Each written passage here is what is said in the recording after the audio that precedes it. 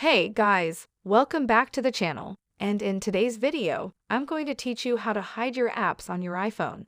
Without further ado, let's get started. So the normal way to basically hide an app from your homepage is just to simply press and hold a certain app. And click on Remove App right here, and you can click on Remove from Home Screen. So you can do that to any of the app you want, and that will remove it from the home screen. However, this way will still show the application at the app library. So there are actually multiple tricks to hide apps on your iPhone, but I'm just going to show you one. So first, let's just head on to Settings right here and click on a Screen Time. So the first thing that you're going to make sure is that you should have a screen time. Passcode, so if you don't have one, you just click on that. Click on that and set up your passcode.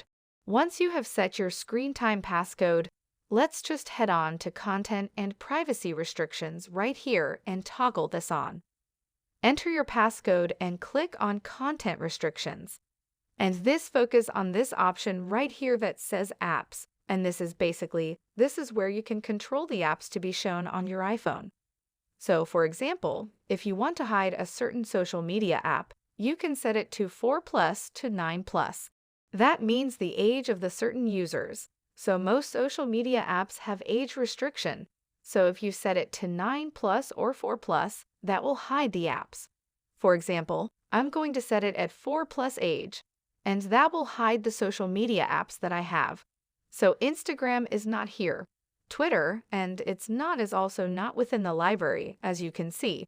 So again, if you allow all apps, that will just take back the apps to the home page.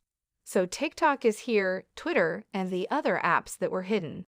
So if you want to hide all the apps, you can also click on Don't Allow Apps right here and take note that this option will on.